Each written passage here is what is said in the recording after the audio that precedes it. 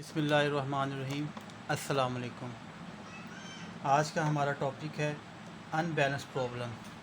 हम assignment problem कर रहे थे, तो आज उसके अंदर हम अनबैलेंस प्रॉब्लम को डिस्कस करेंगे। तो अनबैलेंस प्रॉब्लम हमारे पास क्या है? Unbalance problem.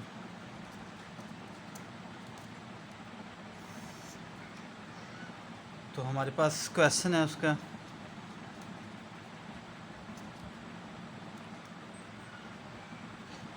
क्वेश्चन है फाइंड द मिनिमम सॉल्यूशन,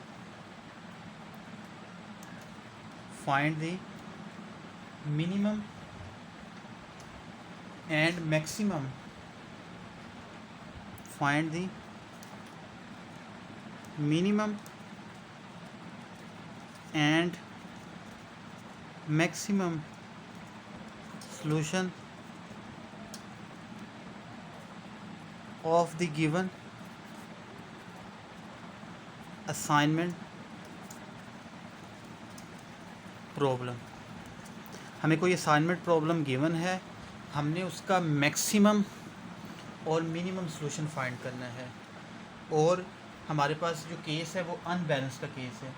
इससे पहले जितने भी हमने डिस्कशन की थी असाइनमेंट प्रॉब्लम की, उसमें हमारे पास बैलेंस प्रॉब्लम थी। तो इसका जो क्वेश्चन हमारे पास गिवन है कुछ इस तरह से है।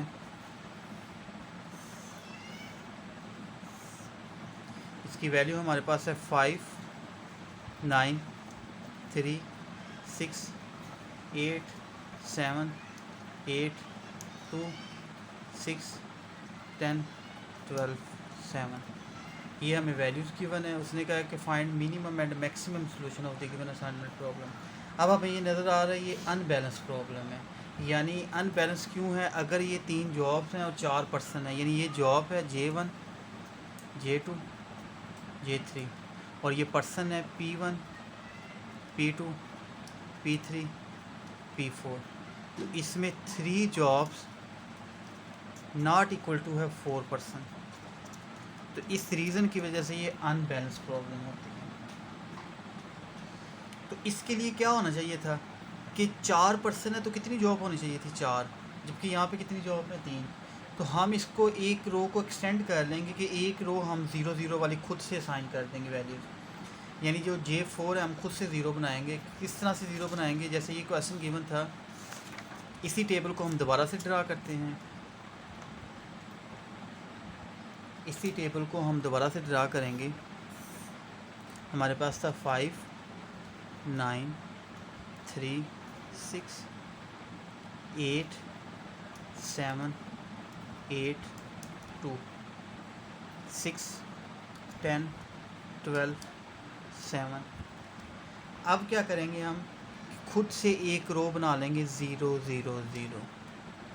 ये काम हम कॉलम वाइज भी कर सकते हैं, रो वाइज भी कर सकते हैं, लेकिन मोस्टली ये हमारा रो वाइज ही होता है क्योंकि पर्सन ज़्यादा हो, जॉब कम हो, तो हम इक्वल करने के लिए। अब आप देखें तो हमारे पास J1, J2, J3, J4 4 job हैं और 4 ही पर्सन हैं।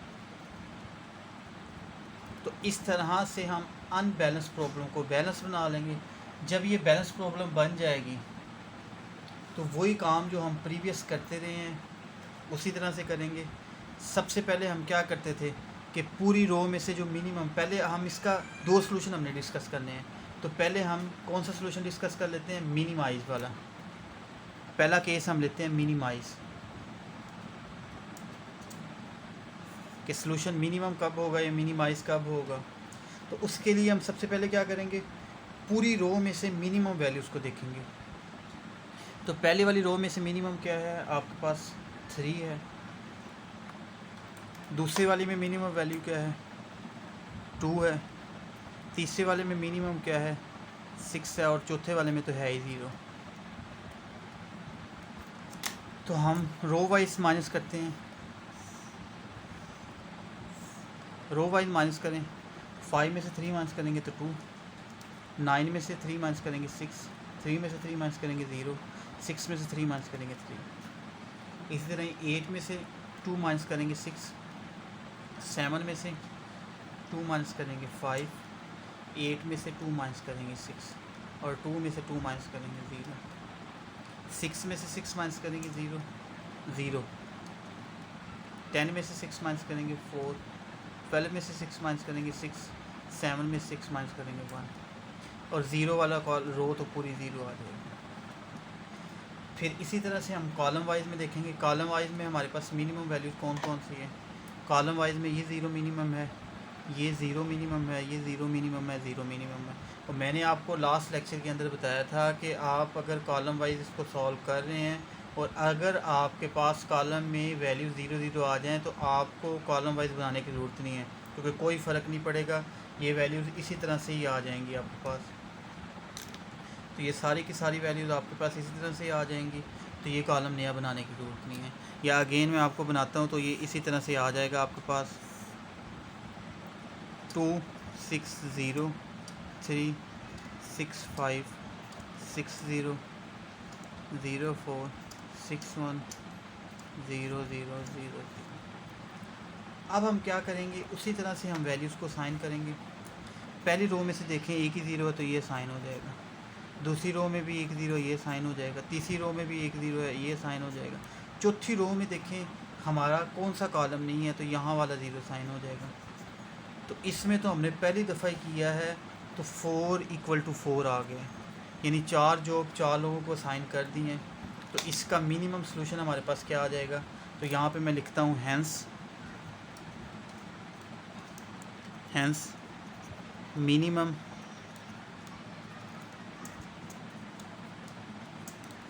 सॉल्यूशन। तो मिनिमम सॉल्यूशन के लिए अगर आप देखें तो अपने क्वेश्चन के साथ कंपेयर करें, और ये आपका क्वेश्चन है तो यहाँ पे आपकी कौन सी वैल्यू बनती है, ये 3, यहाँ पे कौन सी वैल्यू बनती है, ये 2, यहाँ पे कौन सी वैल्यू बनती है, ये 6, और यहाँ पे कौन सी वैल्यू बनती है 0। तो इन सब को ऐड कर लेंगे कि हमने क्या करना है, अपने उस क्वेश्चन को जो हमने वैल्यूज असाइन की हैं उसके साथ कंपेयर करना है। जब हम ये कंपेयर कर लेंगे तो फिर हमने ये लिख लेना है कि मिनिमम सॉल्यूशन हमारे पास क्या आ जाएगा, 6 + 0 + 3 + 2, सबको ऐड कर लें तो ये हमारे पास 11 आ गया। इस क्वेश्चन का अभी हमने मिनिमम सॉल्यूशन फाइंड किया था। हमारे पास क्वेश्चन क्या था, ये क्वेश्चन था, तो इसका मिनिमम सॉल्यूशन हमारे पास क्या आ गया, ये आपके पास इसका मिनिमम सॉल्यूशन आ गया 11। अब नेक्स्ट हम इसका मैक्सिमम सॉल्यूशन निकालते हैं। मैक्सिमम सॉल्यूशन के लिए हम मैक्सिमाइज़ करेंगे। तो मैक्सिमाइज़ के लिए सबसे पहले क्वेश्चन में देखें कि हाईएस्ट वैल्यू क्या है। हाईएस्ट वैल्यू क्या है, 12 है। हम क्वेश्चन को दोबारा से लिखते हैं। अब हमने कौन सा सॉल्यूशन फाइंड करना है, maximum solution. Find also find minimum solution find कर लिया, अब मैक्सिमम सॉल्यूशन की तरफ चलते हैं। तो मैक्सिमम सॉल्यूशन के लिए हम टेबल में से मैक्सिमम वैल्यू देखेंगे। हमारा टेबल कौन सा है, जो क्वेश्चन था हमारे पास उसमें वैल्यूज़ देखेंगे। हमारे पास इसकी वैल्यू देखें तो 5 9 3 6 8 7 8 2 6 10 12 7 0 0 0 0। तो अगर इस क्वेश्चन में देखें तो हमारे पास जो मैक्सिमम वैल्यू है वो मुझे नज़र आ रही है, ये 12 है। तो हम लिखेंगे कि maximum value is 12, so we subtract each value from it. तो हमारे पास here the maximum value is 12, so we subtract each value from it। तो 12 में से ये वाली वैल्यू, जैसे 12 - 5 करूँगा तो क्या आ जाएगा, 7 आ जाएगा। 12 - 5 के 7। 12 - 9 करूँगा तो मेरे पास 3 आ जाएगा। 12 - 3 करूँगा तो मेरे पास 9 आ जाएगा। 12 माइनस 6 करूँगा तो 6 आ जाएगा। 12 माइनस 8 करें 4, यहाँ पे 5 आ जाएगा, 4 आ जाएगा। 12 2 जाएगा 10 आ जाएगा। 12 में 6 माइनस करेंगे 6 आ जाएगा। 12 को 10 में से माइनस करेंगे 2 आ जाएगा। 12 को 12 में से माइनस करेंगे 0 आ जाएगा। 12 को 7 में से माइनस करेंगे तो 5 आ जाएगा। 12 को 0 में से माइनस करेंगे 12 12 12 और 12। तो ये नया टेबल कैसे बने आपके पास कि हमने जो मैक्सिमम वैल्यू 12 थी वो 12 हमने क्या किया है कि सब वैल्यू में से 12 माइनस कर दिए, यानी 12 माइनस ये सब वैल्यूज़ कर दी हैं। ये वैल्यू -12 नहीं किया हमने, 12 जो है ये सब वैल्यू में जो हमारे पास है, तो 12 में से ये माइनस कर दी गई है, जो कि नया टेबल आ गया। अब इस टेबल में हम देखेंगे कि रो वाइज मिनिमम वैल्यूज़ कौन सी है, वही काम करेंगे जो हम मिनिमम सोल्यूशन के लिए करते हैं। तो मिनिमम सोल्यूशन के लिए हम रो वाइज में मिनिमम वैल्यू देखेंगे। तो पहली रो में अगर देखें तो मिनिमम वैल्यू 3 है, दूसरी रो में 4 है, तीसरी में 0 है, चौथी में तो है ही 12 है। तो मिनिमम वैल्यूज़ को माइनस करते हैं रो वाइज। नेक्स्ट स्टेप में हम माइनस करेंगे, 3 माइनस करेंगे 7 माइनस 3 तो 4 आ जाएगा। 3 माइनस 3 0, 9 माइनस 3 6 आ जाएगा, 6 माइनस 3 3 आ जाएगा। नेक्स्ट 4 माइनस करेंगे तो 4 माइनस 4 0, 5 माइनस 4 1, 4 माइनस 4 0, 10 माइनस 4 6। 0 करेंगे तो कोई फ़र्क नहीं पड़ेगा, ये रो इसी तरह से आ जाएगी। और 12 माइनस करेंगे तो पूरी रो आपकी क्या आ जाएगी, 0 आ जाएगी।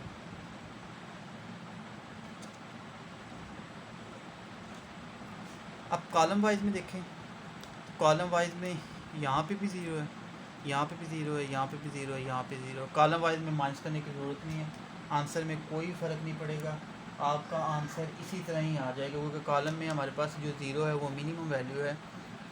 तो इसी टेबल को हम दोबारा से इस तरह से बनाएंगे, जब माइनस करेंगे कॉलम वाइज में तो कोई फ़र्क नहीं पड़ेगा। तो ये आपके पास आ जाएगा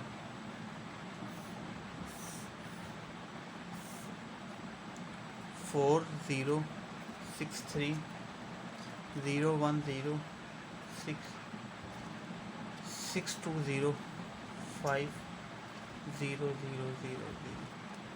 अब हम वैल्यूज़ को साइन करते हैं। पहली रो में से अगर 0 देखें तो ये हमारा 0 है, दूसरी रो में 0 देखें तो ये भी है, ये भी है। तो हम इसको और इसमें दोनों में से किसी एक को कर सकते हैं, तो हम इसको कर लेते हैं। तीसरी रो में 0 देखें तो ये 0 है, चौथी में हमारे पास ये 0 है। तो 4 जॉब के लिए 4 वैल्यूज़ हमने साइन कर दी हैं, तो 4 = 4 आ गए। अब इस जो बॉक्सेस हैं उसको क्वेश्चन के साथ कंपेयर करेंगे। हमारे पास जो गिवन क्वेश्चन था उसके साथ इन वैल्यूज़ को हम कंपेयर करेंगे।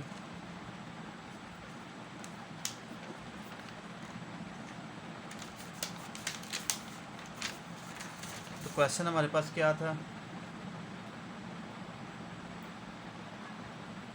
ये क्वेश्चन मैं लिख रहा हूँ क्योंकि उसके साथ फिर हमने वैल्यूज़ लिखनी है। तो क्वेश्चन हमारे पास था 5 9 3 6 8 7 8 2 6 10 12 7 0 0 0 0। तो अब इसके साथ हम कंपेयर करेंगे तो हमारे पास ये 9 आ जाएगा, यहाँ पे हमारे पास 8 आ जाएगा, ये 12 आ जाएगा और ये 0 आ जाएगा। तो ये हमारे पास मैक्सिमम सॉल्यूशन होगा। तो मैक्सिमम = होगा 8 + 9 + 12 + 0। तो ये मेरे पास आया 29। तो अगर आप देखें तो मैक्सिमम सॉल्यूशन 29 आया है और मिनिमम सॉल्यूशन हमने फाइंड किया था वो 11 था। मिनिमम सॉल्यूशन हमने पीछे फाइंड किया है।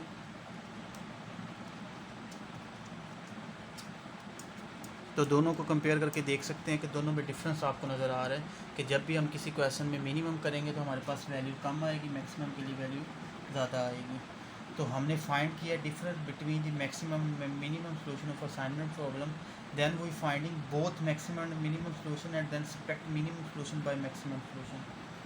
तो हमने दोनों का डिफरेंस भी हम निकाल सकते हैं कि दोनों में डिफरेंस क्या है। तो दोनों का डिफरेंस निकालने के लिए इन दिस क्वेश्चन अराइज, एक क्वेश्चन हमारे पास अराइज होगा कि फाइंड द डिफरेंस, कि हम डिफरेंस फाइंड कर सकते हैं between maximum and minimum, maximum and minimum solution of assignment problem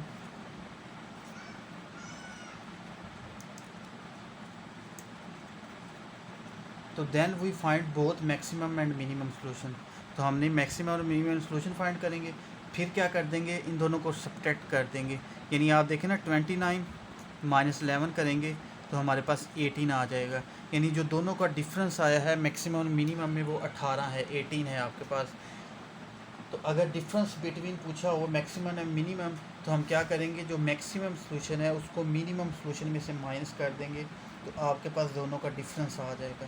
तो 18 का डिफरेंस है दोनों के मैक्सिमम और मिनिमम सॉल्यूशन में। तो इस क्वेश्चन के अंदर हमने देख लिया है कि अनबैलेंस प्रॉब्लम्स को असाइनमेंट प्रॉब्लम्स के तौर पे सॉल्व हम किस तरह से करेंगे कि हम उसको बैलेंस कर लेंगे। बैलेंस करने के बाद हम उसका मैक्सिमम सॉल्यूशन भी फाइंड कर सकते हैं, मिनिमम। तो कहने का मकसद ये है, जिस क्वेश्चन को आपने मैक्सिमाइज़ किया है उसको मिनिमाइज़ भी किया जा सकता है, और जिसको मिनिमाइज़ किया है उसको मैक्सिमाइज़ भी किया जा सकता है। तो दोनों मेथड से हम कर सकते हैं। तो ये हमारा असाइनमेंट प्रॉब्लम बैलेंस और अनबैलेंस प्रॉब्लम जो थी वो हमारे पास ये ख़त्म हो गई है। नेक्स्ट हमारा जो न्यू टॉपिक शुरू हो रहा है वो नेटवर्किंग है, कि नेटवर्क मिनिमाइजेशन और मैक्सिमाइजेशन क्या होती है। लेकिन नेटवर्किंग के अंदर हम मोस्टली मिनिमाइजेशन की बात करते हैं कि अपनी जो डिफरेंट किस्म की ब्रांचेज़ हैं या नेटवर्क हैं उनकी लेंथ को किस तरह से हम चूज़ करेंगे, किस तरह से मिनिमाइज़ करेंगे। तो नेक्स्ट टॉपिक की तरफ चलते हैं। ये असाइनमेंट प्रॉब्लम का टॉपिक हमारा ख़त्म हो गया है। नेक्स्ट हमारे जो टॉपिक रह गए वो नेटवर्किंग से रिलेटेड है।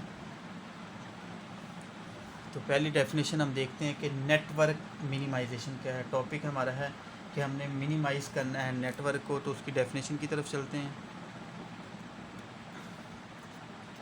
तो नेटवर्क मिनिमाइजेशन, सबसे पहले हम इसकी डेफिनेशन को डिस्कस करते हैं कि नेटवर्क मिनिमाइजेशन से क्या मुराद है। Network minimisation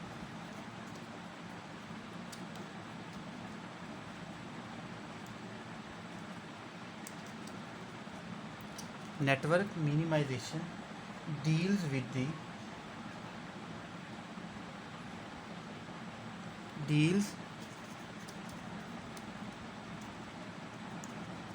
the determination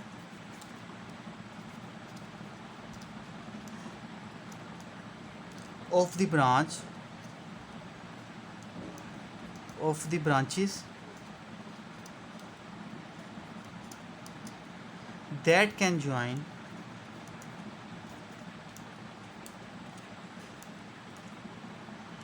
all the vertices of the network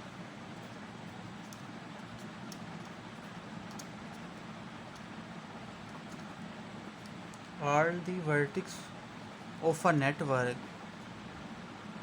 such that length of the chosen branch, जो कि लेंथ हम चूज़ करेंगे,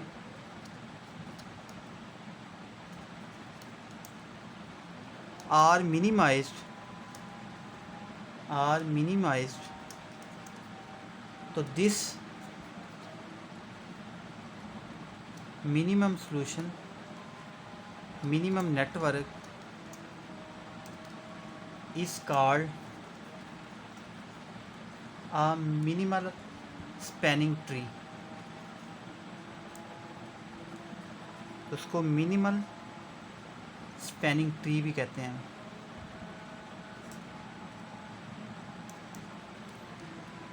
अब इस डेफिनेशन के अंदर डिफरेंट वर्ड आए हैं कि वर्टिक्स क्या होता है,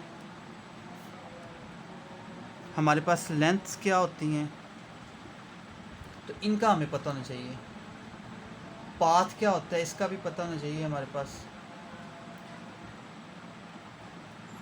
तो नेटवर्क मिनिमाइजेशन में वो डेफिनेशन की बात करता है कि हमारे पास स्पैनिंग ट्री क्या होगी, ट्री क्या होती है ये भी पता होना चाहिए। तो ये डिफरेंट जो छोटे छोटे वर्ड आए हैं इनकी डेफिनेशन में नेक्स्ट आपके साथ डिस्कस करूँगा। पहले हम नेटवर्क मिनिमाइजेशन के बारे में देख लें। तो नेटवर्क मिनिमाइजेशन में बहुत सी चीज़ें आती हैं, उन सब का पता होना चाहिए। कुछ चीज़ें मैं आपके साथ शेयर कर लेता हूँ कि ट्री क्या होती है आपके पास, स्पैनिंग ग्राफ क्या होते हैं इसमें, ट्रायल पाथ क्या होता है आपके पास, वाक क्या होता है इसमें। तो डिफरेंट चीज़ें ये हम ग्राफ नेटवर्किंग के अंदर देखेंगे ना। तो नेटवर्क मिनिमाइजेशन में ये कहता है कि ये डील करता है डिफरेंट ब्रांचेस को जो ज्वाइन होती हैं ऑल वर्टिक्स ऑफ नेटवर्क, यानी तमाम के तमाम नेटवर्क्स। जिस तरह अगर आप देख लें हम नेट लगाते हैं तो नेट के साथ डिफरेंट वायर हमारे पास हम यूज़ कर सकते हैं कि वो एक CPU के लिए, 2 CPU, 3 CPU के लिए करते हैं। बेसिकली हमारा नेटवर्क एक ही होता है तो हम उसके अंदर डिफरेंट चीज़ें उसमें ले रहे होते हैं जो कि डिफरेंट हमारे पास लेंथ को भी डिस्क्राइब करती हैं। अगर आपने देखा होगा कि लेंथ का यहाँ से, लेंथ से क्या मुराद है, हम अगर अपने मोबाइल फ़ोन की बात करें तो सिग्नल्स जो होते हैं, अक्सर हमने देखा होगा कि कुछ एरियाज़ के अंदर सिग्नल प्रॉब्लम्स होती हैं। उसकी वजह क्या होती है, क्योंकि वहाँ पे नेटवर्किंग इतनी स्ट्रॉन्ग नहीं होती। जहाँ पे नेटवर्किंग स्ट्रॉन्ग होती है वहाँ पे सिग्नल भी अच्छे होते हैं। जैसे कि आप देखें अगर आप टावर के पास खड़े हैं और आप मोबाइल यूज़ कर रहे हैं तो आपको कोई इशू नहीं होगा सिग्नल में। लेकिन अगर आप टावर की रेंज से दूर हैं, यानी वो जो नेटवर्क की लेंथ, मैं यहाँ पे लेंथ आपको बता रहा हूँ कि लेंथ हमारे पास बेसिकली क्या होगी, तो वो क्या होगी कि हमारे पास जितनी हम लेंथ को मिनिमाइज़ करेंगे उतना ही आपका जो नेट है वो अच्छा चलेगा। यानी यहाँ से मिनिमाइजेशन नेटवर्क से मुराद ये है कि हम जो लेंथ चूज़ कर रहे हैं उसको हम मिनिमाइज़ कर दें, हम उसकी स्ट्रेंथ कम कर दें। जैसे आप देखें आप एक नेट ले रहे हैं 4 किलोमीटर दूर से और एक आप दे रहे हैं 2 किलोमीटर दूर से, तो आप दोनों में फ़र्क करेंगे तो आपको नज़र आएगा कि जो 2 किलोमीटर वाला है वो बेटर चल रहा है। तो ये सारे का सारा उसकी लेंथ पे, उसकी डायामीटर, उसके डिस्टेंस पे डिपेंड कर रहा होता है। तो इसमें हम बेसिकली ग्राफ नेटवर्क देखते हैं। तो ग्राफ नेटवर्क में मैं आपको डिफरेंट चीज़ें नाम लिखवाऊंगा, वो नाम आपने वही याद रखने हैं, उसी की बेस पे मैं आपको क्वेश्चन और उसके डिफरेंट एग्जांपल्स करवाऊंगा। इसमें छोटे छोटे पॉइंट आए थे वो अभी क्लियर नहीं हुए, वो हम इसकी इंशाल्लाह डेफिनेशन हम नेक्स्ट में आपको बताता हूँ। लेकिन इसमें आज मैं बेसिकली आपको ग्राफ नेटवर्क का बताना चाह रहा था। तो उसके बाद ये छोटी छोटी डेफिनेशन मैं नेक्स्ट लेक्चर के अंदर डिस्कस करूँगा कि सारी की सारी एक दफ़ा आपको मैं डेफिनेशन लिखवा दूँ कि जो आपकी नेटवर्किंग के अंदर यूज़ होती हैं। तो इसका ग्राफ किस तरह से होता है, तो ग्राफ नेटवर्क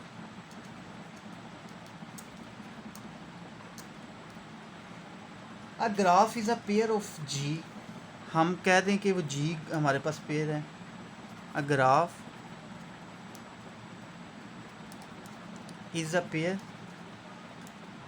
जी, जिसमें हमारे पास वर्टिक्स हैं और ई है।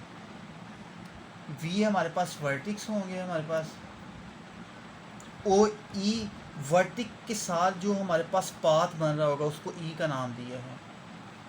यानी आप यहाँ पे ई क्या होगा, एज कह सकते हैं या ब्रांच कह सकते हैं। मैं आगे चले डिफ़ाइन भी कर सकता हूँ कि ये वी और ई है क्या। इन दोनों के बारे में मैं लिखता हूँ कि where we is the set of vertices या नोड्स भी इसको बोलते हैं। ये जो हमारे पास वी होता है वो सेट ऑफ वर्टिसेस होता है या नोड्स होता है, जबकि एंड ई क्या है हमारे पास, is a set of edges होंगे हमारे पास या ब्रांचेस होंगी, दोनों वर्ड यूज़ कर सकते हैं। तो इसका ग्राफ जो पेयर होता है, दो पेयर होते हैं, एक वी का और एक ई इसमें होता है। वी मैंने आपको सिंपल कह दिया कि मैं वर्टिक्स लूँगा, वर्टिक्स जो वर्टिसेस आपके होते हैं, और ई जो हम लेते हैं वो बेसिकली एज को कह रहे होते हैं जो वहाँ पे बन रहे होते हैं। तो नंबर ऑफ वर्टिक्स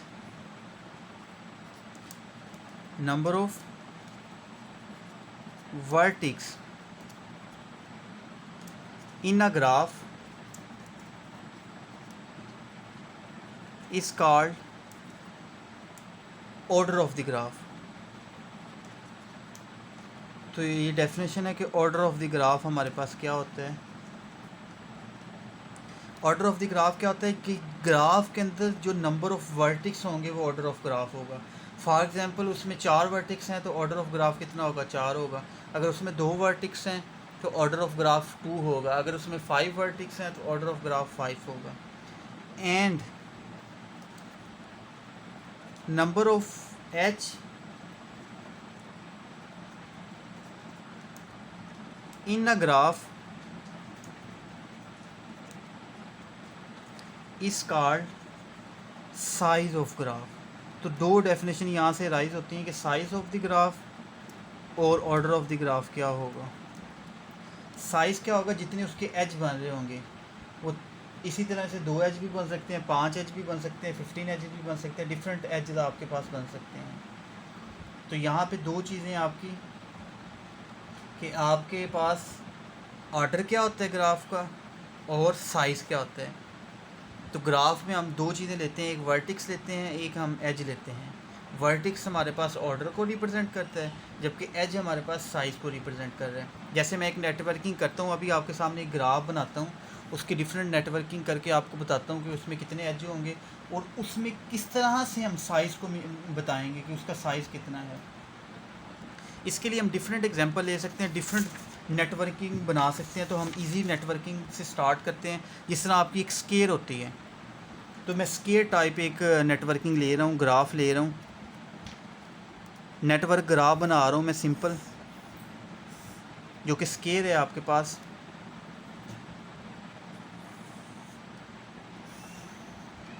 इसमें अगर देखा जाए तो मेरे पास जो वर्टिक्स हैं, पहला वर्टिक्स ये मैं ले लेता हूँ, फर्स्ट वर्टिक्स, दूसरा मेरे पास, तीसरा वर्टिक्स मेरे पास ये है और चौथा वर्टिक्स मेरे पास ये है। तो ये 4 वर्टिक्स हैं मेरे पास, 1 2 3 4। तो मैं अगर इसके वर्टिक्स लिखना चाहूँ ग्राफ के, तो वर्टिक्स मेरे पास बेसिकली क्या होते हैं, ऑर्डर ऑफ द ग्राफ। तो वी मेरे पास किसके इक्वल होगा, 1 2 3 4। तो मेरे पास वर्टिक्स कितने हैं, 4 हैं। तो ये हमारे पास ऑर्डर ऑफ ग्राफ होगा, तो इसका ऑर्डर भी क्या होगा, 4 होगा। नेक्स्ट हमने कहा था साइज़ ऑफ ग्राफ क्या होगा, जो एज बन रहे होंगे। देखें एज से क्या मुराद है, 1 का 2 के साथ एज बन रहा है, 2 का 3 के साथ बन रहा है, 3 का अगेन 4 के साथ बन रहा है, 4 का अगेन 1 के साथ बन रहा है, 1 का 3 के साथ बन रहा है, 3 का 1 के साथ या 2 का 4 के साथ। तो एज क्या होते हैं, एज मैं लिख रहा हूँ, ये मैंने V, if V is vertices,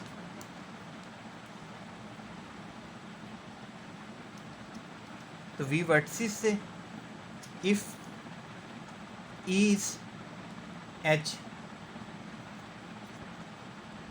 E H कैसे बनेंगे, देखें पहले हम यहाँ से स्टार्ट करते हैं नेटवर्किंग।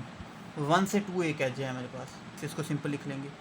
फिर 2 से 3, यानी ये मैं आपको लाइन लगा के समझा रहा हूँ कि एक 1 से 2 है आपके पास एरो, 2 से 3 है आपके पास, 3 से 4 है, 4 से आपके पास 1 है। डायगनल में अब आपकी मर्ज़ी है, डायगनल में देखें आप, मैं फॉर एग्जांपल 2 से स्टार्ट करता हूँ तो 2 पे 4 पे आऊँगा।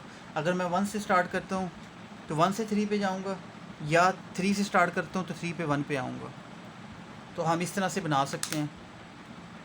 तो एक 1 2 है, एक मेरे पास 2 3 है,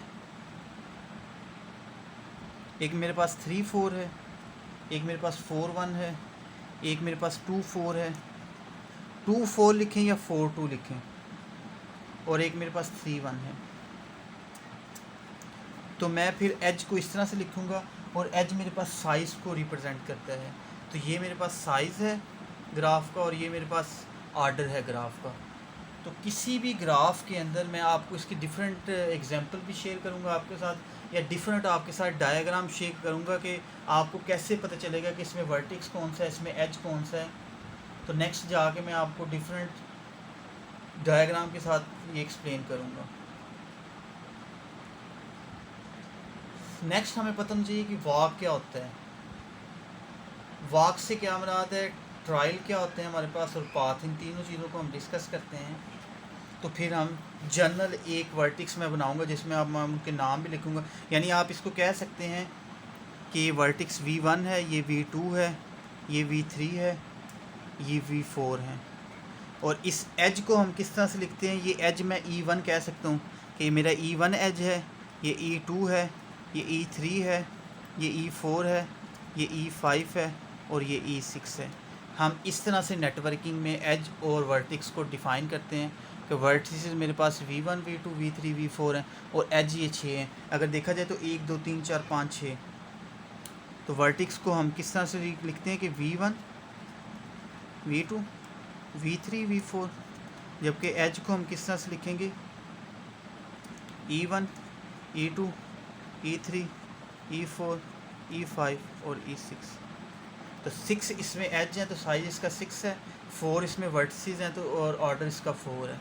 ये 4 वर्टिसेस, और ये याद रख लें कि वर्टिक्स हमेशा कम होते हैं, एज हमेशा वर्टिक्स हमेशा नेटवर्किंग के अंदर जो वर्टिक्स होते हैं आपके कम होते हैं, जबकि एज उनके ज़्यादा होते हैं ज़्यादा पाथ के लिए। जैसे स्केल ले लें, डिफरेंट उसमें पैरेललोग्राम के अंदर एक डायग्राम बना लें या डिफरेंट हम स्टेप्स ले लें, तो उसके अंदर हम ये चेक करेंगे कि मोस्टली हमारी जो नेटवर्किंग में यही होता है कि जो वर्टिक्स हैं वो हमारे पास लेस दैन होते हैं एज से। लेकिन कुछ कंडीशन होती हैं कि जिसके अंदर आपके वर्टिक्स जो हैं वो ग्रेटर दैन होते हैं एज में। जैसे अगर आप लाइन ड्रा करें, एक लाइन आप ड्रा कर लें फॉर एग्ज़ाम्पल ये,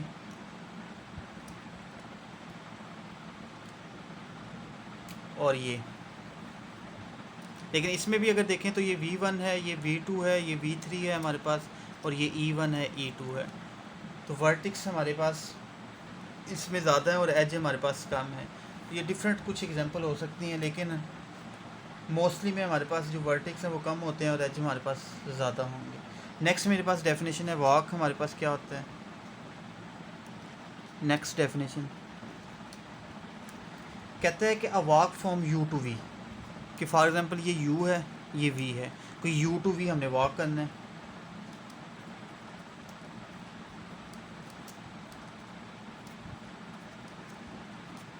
इन अ ग्राफ G, कोई ग्राफ मेरे पास G है, G वही जो U और V हम लिखते हैं, is a finite alternative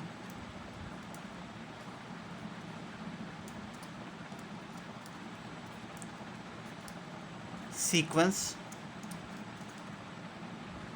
of vertices and edge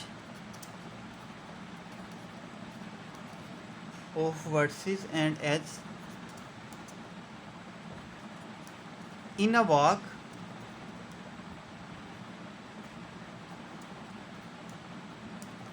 vertices and edge can repeat।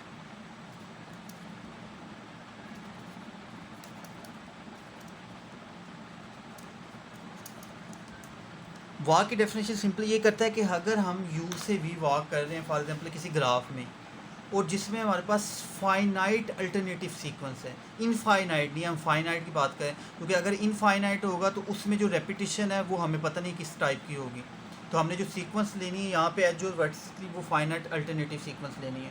तो हम U से V वॉक कर रहे हैं, तो U से V वॉक में हमारे पास कोई ग्राफ अगर G बन रहा होगा तो उसमें आप देखेंगे जो वॉक है हमारा वो वर्टिसेस एंड एज को रिपीट कर रहा होगा। यानी हम जिस तरह एक पाथ से गुजर रहे होते हैं, यानी इसमें मैं ट्रायल और पाथ में आपको बताता हूँ। ट्रायल में क्या होता है, ट्रायल में हमारे पास नो एज होते हैं। यानी नेक्स्ट डेफिनेशन है हमारे पास ट्रायल। ट्रायल हमारे पास क्या होता है, trial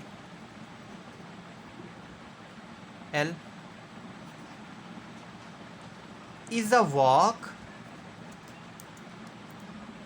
in which no edge can repeat, in which no edge can repeat। यानी सिंपल अगर देखें तो वॉक में एज और वर्टिसेस दोनों रिपीट होते हैं, जबकि ट्रायल के अंदर आपके पास नो एज रिपीट होता है। मतलब इसमें आपका जो वर्टिसेस हैं वो रिपीट हो सकते हैं, लेकिन एज के लिए कंडीशन है कि इसमें एज को जो है रिपीट नहीं होते, वो ट्रायल होता है। जबकि पाथ में होता है, वर्टिक्स अगर और एज दोनों ही रिपीट ना हो वो पाथ होता है। वर्टिक्स और एज दोनों ही रिपीट ना हो वो पाथ होता है। वो इंशाल्लाह हम नेक्स्ट लेक्चर के अंदर पाथ भी देखेंगे, फिर हम डिफरेंट बताएंगे कि हमारे पास पाथ, ट्रायल और वॉक किस तरह से होंगे, वो हम एग्जांपल के साथ डिस्कस करेंगे। तो आज हमने स्टार्ट किया नेटवर्किंग के बारे में। तो नेटवर्किंग के अंदर हम डिफरेंट एग्जांपल और साइक्लिक को हम देखेंगे कि हमारे पास स्पैनिंग ग्राफ और मिनिमाइज स्पैनिंग ट्री वगैरह किस तरह से होती है, और उसको क्वेश्चन को हम डिफरेंट मेथड से और डिफरेंट एग्जांपल को सॉल्व करेंगे। अल्लाह हाफिज़।